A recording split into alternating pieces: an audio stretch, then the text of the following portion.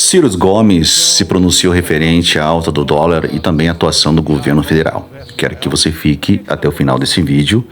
Nós estamos publicando na íntegra o vídeo que ele publicou na sua rede social. Oferecimento Quiz Time. Curta, se inscreva e compartilhe. No final desse vídeo, você pode escrever no comentário qual que você acha que se o ponto de vista apresentado por Ciro Gomes está correta ou incorreta. Qual é a sua visão? Aqui você recebe notícias com imparcialidade. A opinião fica por sua conta. Quiz Time. Nenhum rigor técnico. Numa madrugada de janeiro de 1999, assim que a fraude garantiu a reeleição de Fernando Henrique Cardoso, e a fraude foi justamente na taxa de câmbio, o modelo de câmbio flutuante foi implantado no Brasil. E é baseado nessa lição trivial do liberalismo econômico clássico. Sobrou mercadoria, mantida constante a demanda, o seu preço cai. Faltou mercadoria, sempre com a demanda constante, o preço sobe. No Brasil, faltam dólares presentemente. Essa é a razão ancestral do pico de alta que fez o dólar valer mais de R$6. Como assim? Assimetria de informação. É como se chama a primeira distorção no mundo, mas especificamente entre nós, da tal lei do mercado. Nossa grande mídia é um veio de transmissão instantâneo do sistema financeiro cartelizado. Nas editorias, é lúcida, é consciente a manipulação de todos os órgãos da grande imprensa da verdade, entre aspas, manipulada pelo baronato do rentismo. Nas redações, é um misto de arrogante ignorância com o desejo de agradar os patrões. E assim todo o Brasil sabe que nós desfrutamos de um enorme, bote mais aspas aí, saldo de balança comercial. O que quereria dizer muito mais dólares entrando do que saindo do país. Pois é. Só que a conta em dólares do Brasil com o estrangeiro tem muitas outras rubricas além da rubrica comercial, e em quase todas as outras rubricas o nosso país está levando uma grande e pior, crescente surra. O resultado final nos últimos 12 meses é um rombo nas nossas contas com o estrangeiro de 2,23% do PIB. Só para que todos tenham uma ideia do desastre que Lula e o PT estão produzindo no Brasil, no ano passado, no mesmo período, tínhamos um saldo negativo de menos da metade do de hoje, no que se chama transações correntes, que é isso, tudo de dólar que a gente manda para fora e tudo de dólar que entra no país. No câmbio do momento em que lhe falo, R$ 6,20 por dólar, o rombo em dólares nas nossas contas externas é de 43 bilhões e 610 milhões de dólares nos últimos 12 meses. Mesmo da balança comercial, há uma deterioração consistente que pode ser vista pelos números de outubro de 24 versus outubro de 23. O saldo no passado, nesse mês de outubro, foi de 8 bilhões 589 milhões de dólares em 2023, contra 3 bilhões 441 milhões esse ano, um terço praticamente. O nacional consumismo demagógico de Lula explica isso também. Basta a economia subir um tiquinho e as importações explodem. Essa é outra faceta da insustentabilidade do modelo. Ao invés de apostarmos na produção, uma aposta no consumo demagógico de curto prazo. Faltam dólares, não tem erro, o preço do dólar sobe. Essa é a primeira razão de estarmos vivendo este filme velho, repaginado pela grande mídia como se fosse novo. É no máximo um remake piorado de mau gosto do que nós já vimos acontecer em 1999 com Fernando Henrique Cardoso e em 2015 com a incrível Dilma. Minha dúvida, que está se dissipando rapidamente, é se Lula vai pagar o preço de sua irresponsabilidade ou se vai conseguir empurrar o problema com a barriga para o início do próximo governo. A partir dessa base de fato já descrita, há outras camadas que concorrem para a mais violenta desvalorização do real dos últimos tempos. E para o fato, escondido pela grande mídia, de que nossa moeda nacional é a que mais se desvalorizou no mundo inteiro nesse ano findante de 2024.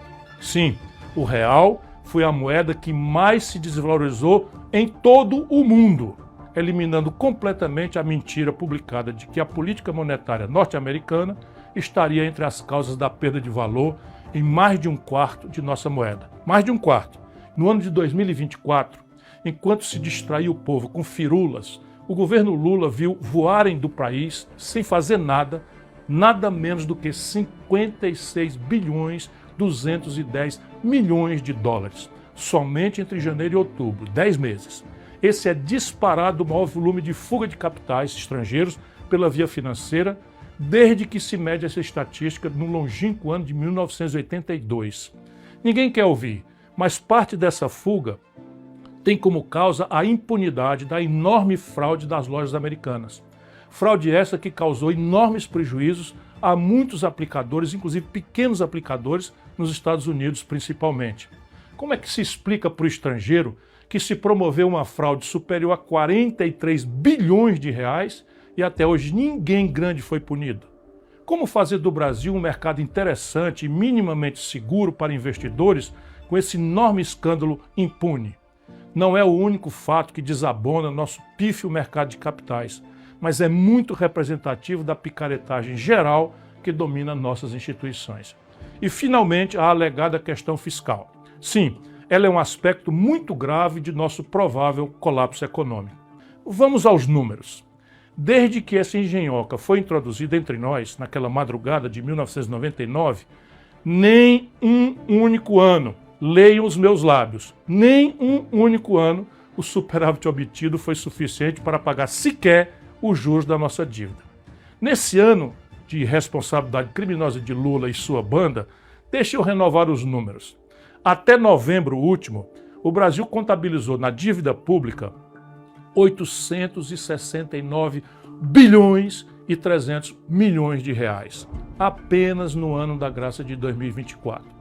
Isso equivale a monstruosos 7,49% do nosso PIB, que é um ano inteiro de produção de todo mundo no Brasil, e nos coloca sem rival como o país do mundo que mais paga juros. Como estamos em déficit primário, ainda que pequeno, entre aspas, frente a esses números assustadores, essa montanha de juros vai toda para a dívida pública. Quando o Lula assume prometendo picanha e cerveja para todo mundo, a dívida tinha levado 500 anos para alcançar 7 trilhões de reais.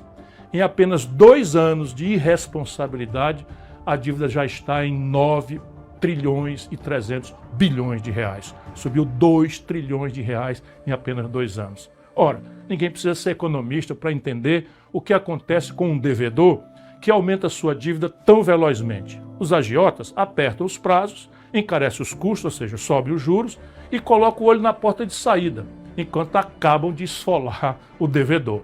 Essa é a explicação derradeira para a oportunidade do ataque especulativo que estamos todos vendo, menos os reacionários Lula e o seu novo banqueiro Galípolo. O que estamos vendo acontecer? O pior dos mundos. Lula queimou esta semana mais de 30 bilhões de dólares públicos, entregando aos especuladores que, diz o seu banqueiro, não estão especulando. Se não é um ataque especulativo, por que queimar 186 bilhões de reais do dinheiro público, fazendo fácil a vida de criminosos que estão atacando a nossa moeda e, portanto, a economia popular? Se não for um ataque especulativo, óbvio, o câmbio flutuante resolve o problema achando sozinho o novo ponto de equilíbrio. Tudo papo furado, tudo picaretagem. Em tempo, com os 3 pontos adicionais de juros, nossa conta anual ultrapassará a casa de 1 trilhão de reais só de juros por ano. O arroxo petista no salário mínimo, nos proventos dos aposentados e no auxílio a idosos doentes e crianças autistas vai fazer muita falta aos mais pobres e sofridos dos brasileiros, mas será uma ninharia frente a esse trilhão.